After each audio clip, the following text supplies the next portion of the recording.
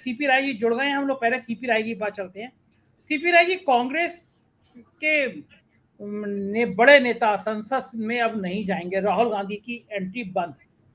आप पूरे लोकतांत्रिक तरीकों में कैसे देखते हैं ये स्टेप? देखिए, एक कहते हैं ना कि ताबूत में कील ठोकना, अपने ही ताबूत में खुद कील ठोकना, मैं इसको इस रूप में देखता हूं। आपको ध्यान होगा इंदिरा जी के साथ भी ऐसा ही हुआ था, और इंदिरा जी आंधी बनकर के आई थी और जनता पार्टी हमारी उड़ गई थी। तो वही कुछ प्रक्रिया दोहराई जा रही है। अभिषेक ये कह रहे थे कि वो अपने लोगों को रोकने के लिए कांग्रेस की मदद कर रहे हैं।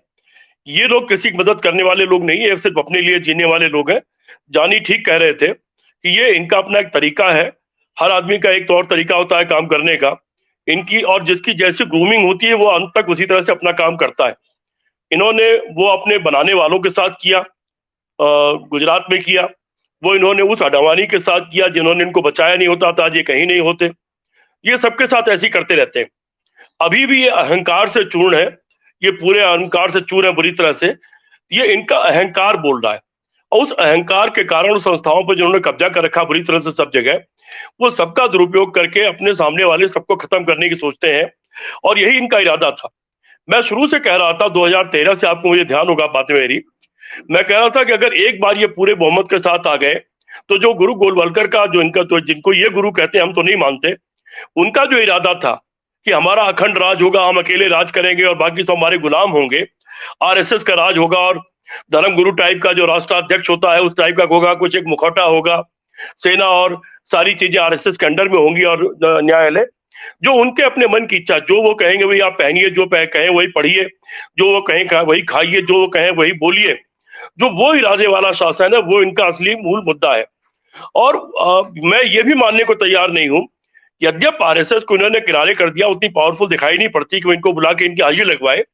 और शुरू में जब सरकार बनी थी तो ध्यान होगा आपको कि आरएसएस के चीफ इत्यादि ने दिल्ली में कैंप किया था, और सारे मंत्री और फिर प्रधानमंत्री को उनके आगे हाजिरी लगा के बताना पड़ा कि वो क्या करने जा रहे हैं। उसके बाद आरएसएस मुक्त भारत का एक अभियान चला था, जिसमें जुडिशरी से लेकर सब तरह के लोग जुड़ गए, और फिर आरएसएस को बैकफुट पर होना पड़ा। तो वो अपनी जगह चीज है, आरएसएस में सुविधा भोगी हो गई है, और वो सारे कर्म कर रही है जिसको आप उसमें कू जोड़ लीजिए, वो सारे कर्म आरएसएस के तमाम बड़े लोग, हम लोग व्यक्तिगत रूप से जानते हैं कि वो क्या क्या कर रहे हैं। तो वो परिस्थितियां बदली हैं। लेकिन ये जो आज फैसला इनका है, ये इनके अपने खुद की ताबूत में कील साबित होगा। और अब इसके आगे मैं ये देख रहा हूं कि कहीं आपातकाल की तरफ न बढ़ जाए ये, क्योंकि ये कभी भी, जो बहुत क्रूर लोग होते हैं वो आमतौर पर कायर होते हैं। जो कायर होता है वही क्रूर होता है, जो अयोग्य और नालायक होता है वही ज्यादा बातें करता है, और ये सिद्ध करने की कोशिश करता है कि उसके सामने कोई कुछ नहीं जानता, वो सब जानता है, जो निहायत अयोग्य होता है। तो ये इंफीरियरिटी कॉम्प्लेक्स के कारण ऐसा होता है। हमेशा जो कायर होता है वही क्रूरता करता है, वही गोली मारता है, वही डकैत बनता है, वही हत्यारा बनता है। और फिर जो एक हत्या कर लेता है तो उसको अपने बचाने के लिए वो 10 हत्याएं और करता चला जाता है। मुझे शंका अब ये मुझे पैदा हो रही मेरे मन में कि ऐसा ना हो कि इस कदम के बाद ये लोकतंत्र की हत्या की तरफ और आगे कदम बढ़ाते चले जाएं। दूसरा, अभिषेक जी, एक बात मान के चलिए, मैंने पहले भी शायद किसी डिबेट में कहा था कि राजनीति पहाड़ की चढ़ाई है, जो बड़े धीरे धीरे झुक करके, कमर झुका के चढ़नी पड़ती है, और बहुत संभल करके, पैर जमा करके, सांस को मध्यम रूप से ले करके, ऑक्सीजन को सहेज करके उस पर पहाड़ पर चढ़ना और खड़ा रहना पड़ता है। और राजनीति बर्फ की फिसलन है, एक बार आप बर्फ पर, पहाड़ की बर्फ पर फिसल गए तो फिर सीधे नीचे खाई होती है। कोई पेड़, कोई पत्थर आपको रोक ले रास्ते में तो अलग बात है, नहीं तो आके आप जाके खाई में गिरते हैं। ये इनका वो वक्त आ गया है, अब ऐसा लग रहा है इनके सारे कुकर्म सामने आ गए हैं। राहुल गांधी के आक्रमण ने इनको बिलबिला दिया है। हम लोग पहले 138 लाख करोड़ की बात करते थे कि 70 साल में 54 लाख करोड़ का कर्जा बढ़ के 8 साल में 138 लाख करोड़ हो गया। लेकिन अभी नए में वो पढ़ रहा था कि वो बढ़ के 211 लाख करोड़ हो गया। रिजर्व बैंक के पास जो रिजर्व हुआ करता था देश के लिए कि जब कोई आपदा का वक्त आएगा तो उस रिजर्व को खर्च किया जाएगा, वो रिजर्व उन्होंने खाली कर दिया है। विदेश नीति ध्वस्त कर दी है। चीन से डरे हुए इनके विदेश मंत्री के बयान से जाहिर हो चुका है। और अब अदालत का जिस तरह इस्तेमाल किया गया, अभी दिग्विजय सिंह जी बड़ा अच्छा बयान दे रहे थे कि 2017 के मुकदमे में मुकदमा करने वाले ने ही कह दिया कि अभी मैं कुछ करना नहीं चाहता हूं, अभी रोक दीजिए, सही समय आने दीजिए, फिर इस पर फैसला करिएगा। अदालत ऐसे फैसला करती हो, ये अदालत का मजाक है। और मुझे लगता है कि इसको चीफ जस्टिस ऑफ इंडिया जो इस वक्त है, जो ऐसा लगता है कि कानून के का पालन की रक्षा करना चाहते हैं, संविधान की रक्षा करना चाहते हैं, न्यायालय को स्वतंत्र रखना चाहते हैं, मुझे लगता है कि सुगो मोटो उनका इसका संज्ञान लेना चाहिए और संज्ञान लेकर के इसकी फाइल अपने पास तलब कर लेनी चाहिए। ये एक बड़ी बहस का मुद्दा अब छिड़ गया है। जैसे बोमई का मुद्दा छिड़ा था कि कोई राजभवन में बैठ के सरकार गिरा सकता है या नहीं, वैसे आजम खां के केस में भी हुआ। उधर अदालत में फैसला किया और अदालत के फैसले को 24 घंटे नहीं बीता, विधानसभा अध्यक्ष ने सदस्यता रद्द कर दी। यहां पर निचली अदालत ने अध्यक्ष जैसे भी हुआ 30 दिन का समय दिया हाई कोर्ट में जाकर के अपने निर्णय पर निर्णय कराने के लिए, लेकिन उसका इंतजार किए बिना तुरंत उनकी सदस्यता को रद्द कर देना यह कायरता का सबूत है।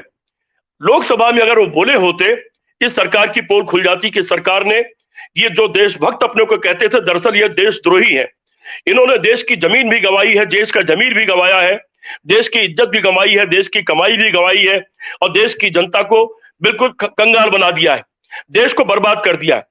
ये सारी पोल तब खुलती जब संसद में बहस होती। संसद की बहस चूंकि लाइव होती, पूरा देश सुन रहा होता है, उसको लोग छापने की हिम्मत भी कर पाते हैं जब तक कि बहुत दबाव ना हो, या सोशल मीडिया पर चल जाती है, तो परत दर परत इनके सारे कुकर्म उखड़ करके आते और वो ये बर्दाश्त करने के लायक ये लोग नहीं है, क्योंकि उन्होंने कुछ भी नहीं किया। कल मैं एक किसी टीवी चैनल पर सुन रहा था एक किसी बड़े भक्त की बात, उससे पत्रकार ने पूछा कि आप 3 कोई काम बता दीजिए, पिछले 9 साल में मोदी जी ने क्या किया, 3 साल में सरकार का काम बता दीजिए। वो बड़ी देर तक सोचता रहा, फिर बोला 370। तो उसने कहा आप तो बिहार में रहते हो, 370 से आपको क्या मिला, क्या फायदा हुआ, आप कश्मीर कभी गए हो? तो चुप्पी आ गई। फिर बोला दूसरा क्या, तो उन्होंने कहा साहब वो 3 तलाक खत्म कर दिया। बोले इससे आपका क्या मतलब, आप तो मुसलमान भी नहीं हो, मुसलमान औरत भी आप नहीं हो, आपको इससे क्या फायदा हुआ, इसका आपके देश को क्या फायदा हुआ। फिर उसके बाद तीसरा सवाल आया तो फिर बगले झागने लगा। तो भक्त भी अगर 3 बातें नहीं बता पा रहे हो जिस सरकार की, उस सरकार ने क्या काम किया है, और फिर भी वो मगन हो, ऐसी हालत में जब देश को पहुंचा दिया गया है, तो ऐसी सरकार जब ऐसी स्थितियों में आती है, तो इंदिरा जी भी जब डर गई थी और विद्याचरण शुक्ला से लेकर कई लोगों ने उनको डरा दिया था, और जब सत्ता उनको लगा कि जा रही है तो आपातकाल लगा दिया था उन्होंने, जिस पर उन्होंने बाद में खेद व्यक्त किया। लेकिन चूंकि वो नेहरू जी की बेटी थी, चूंकि आजादी की कोख से निकली हुई नेता थी, इसलिए उन्होंने अपनी गलती को स्वीकार किया और आपातकाल को खत्म भी किया, चुनाव भी कराया और ससम्मान दूसरी सरकार को अपनी सत्ता सौंप दिया। उसने ट्रंप जैसे नालायक की तरह सत्ता पर कब्जा करने की कोशिश नहीं की और कैपिटल पर जाकर के हमला कराने की कोशिश नहीं की। उन्होंने लोकतंत्र की मर्यादा का पालन किया और अपनी गलती को स्वीकार करके जिस वक्त जनता पार्टी की सरकार शपथ ले रही थी, उस वक्त जयप्रकाश नारायण उनके घर चले गए थे और उनके कंधे पर सर रख करके वो रो रही थी।